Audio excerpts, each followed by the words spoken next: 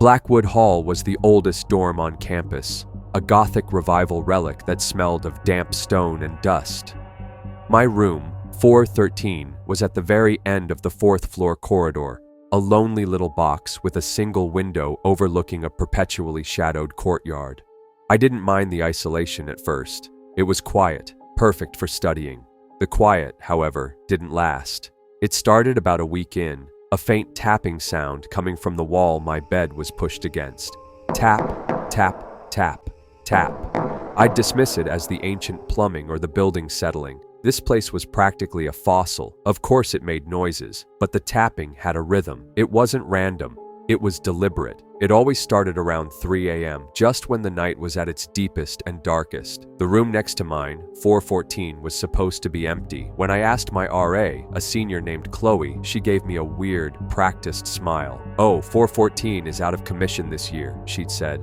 "Some kind of structural issue. Nobody's in there." Her eyes flickered away for a second too long. I knew she was lying. The tapping grew more insistent. It was no longer just a background noise. It was an intrusion. It felt like someone was trying to get my attention.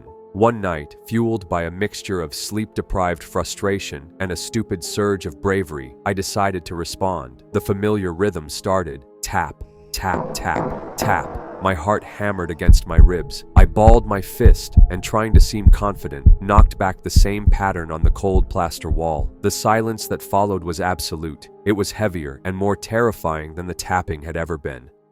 I held my breath, my ear pressed against the wall. Nothing. I let out a shaky sigh of relief, thinking I'd finally scared off whatever rodent or prankster was on the other side. Then, a new sound began.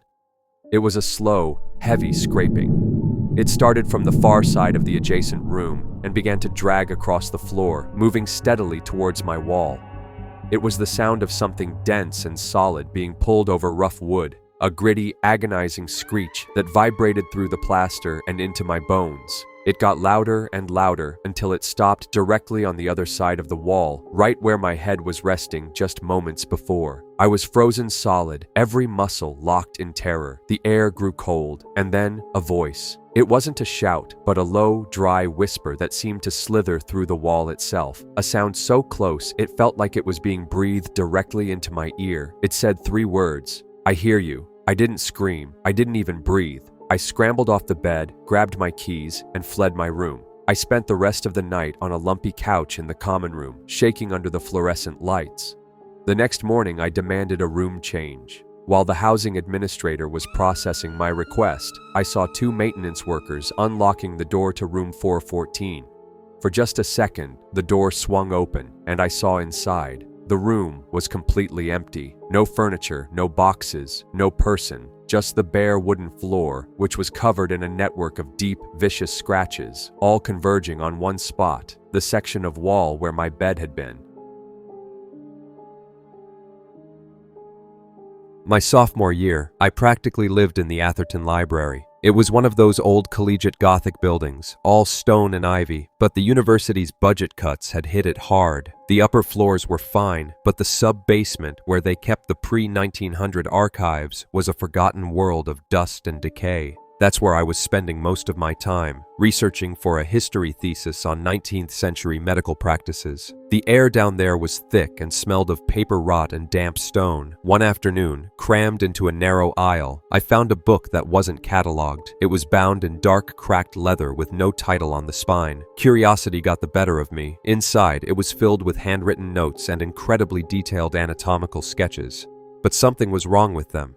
The artist was skilled, but the anatomy was subtly incorrect. A heart with an extra valve, a rib cage with one too many ribs, a brain with a lobe I'd never seen in any textbook. I became obsessed with it, sneaking it into my bag and taking it back to my dorm. I'd spend hours tracing the bizarre illustrations, trying to understand the mind of whoever created them. That's when the changes started. It was small at first. I was washing my face when I noticed a freckle I'd had my whole life just above my lip was gone. I stared, rubbing the spot, convinced I was just tired. A few days later, I woke up with a thin, white scar on the back of my hand, a perfect crescent moon. I had no memory of injuring myself. My roommate, Ben, just laughed it off. "Dude, you're pulling all-nighters in a creepy basement. You're probably just exhausted and clumsy," he said. But I knew it was more than that. I felt different. My reflection was becoming a stranger. One morning, I looked in the mirror and my eyes, which had always been a simple brown, had flecks of green in them. They were faint, but they were undeniably there. I felt a cold dread creep up my spine. The book was the only thing that made sense. I opened it again, my hands trembling. This time, I saw something I'd missed before. In the margins, next to the strange drawings, were tiny, scrawled notes. They weren't just observations, they were instructions. Phrases like structural redundancy eliminated and neural pathways rerouted for efficiency were written next to drawings of spines and brains.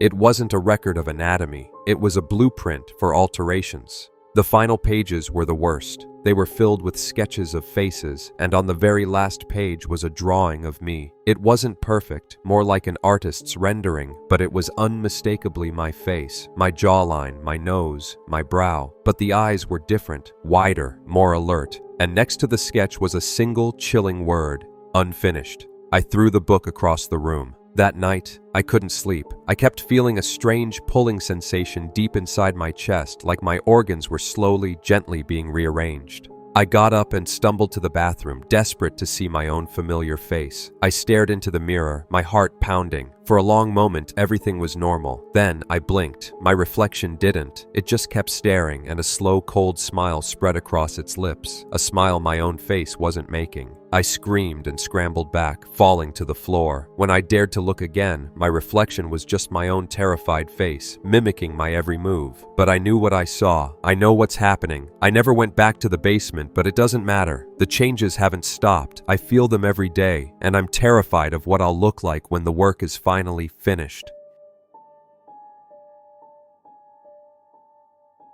My first semester, I was assigned a random roommate named Leo. On paper, he was perfect. He was quiet, incredibly neat, and spent most of his time at the library. Our dorm room was small, just 2 beds, 2 desks, and a shared closet, but with Leo, it never felt cramped. He was a ghost in the best way possible, rarely seen and never heard. The first month was bliss. Then the small things started. I'd come back from class to find my desk lamp on, even though I was certain I'd switched it off. My favorite pen, the one I always kept clipped to my notebook, would be sitting in the pen holder. I'd chalk it up to my own forgetfulness, the stress of midterms making my brain fuzzy. Leo, when I'd occasionally mention it, would just offer a placid smile and say, "It's a busy time, man. We all get a little scattered." He was so reasonable, it made me feel foolish, but the incidents grew more specific, more unsettling. I had a framed photo of my younger sister on my nightstand. One morning I woke up and it was turned face down. My heart hammered against my ribs. I knew with absolute certainty that I hadn't touched it. I confronted Leo, my voice shaking a little. He just looked up from his textbook with those calm, empty eyes and said, "Maybe you knocked it over in your sleep?" The real terror began with my history paper. I'd spent 2 weeks on it, pouring everything I had into the final draft. The night before it was due, I saved the file, backed it up to my cloud drive, and shut down my laptop. The next morning, I opened the document to give it one last proofread, and the final 2 pages were gone, just deleted. An entire section of my argument vanished. I checked the cloud backup. It was the same. Panic set in. I had 3 hours to rewrite a third of my paper. I barely managed a passing grade. When I told my friends, they saw the frantic look in my eyes and told me to get more sleep. When I accused Leo, he simply showed me the timestamp on his library login. He'd been there all night. "That's rough, man," was all he said, his expression one of faint pity. I felt like I was losing my mind. Was I doing these things myself? Was I sleepwalking? The doubt was an acid eating away at my sanity. I started taking pictures of my room before I left, just to prove to myself I wasn't crazy. The photo would show my window closed, but I'd come back to find it cracked open, letting in the freezing autumn air. The breaking point came last Tuesday. I was searching for a missing sock under my bed when my fingers brushed against a duffel bag I didn't recognize. It was shoved deep in the back corner. I pulled it out. It was Leo's. My first thought was that he was finally moving out, and a wave of relief washed over me, but curiosity got the better of me. I unzipped it. Inside, folded with meticulous care, were clothes. Not Leo's clothes, my clothes. My favorite gray hoodie, the t-shirt my girlfriend gave me, my exact brand of jeans. Deeper inside, I found a wallet. It was a perfect replica of mine, right down to the frayed corner, but the ID inside had my name, my birth date, and Leo's picture. At the very bottom of the bag was a small notebook. I opened it. It was filled with pages of my signature, practiced over and over again until it was indistinguishable from my own. He wasn't trying to drive me crazy. He was studying me. He was preparing.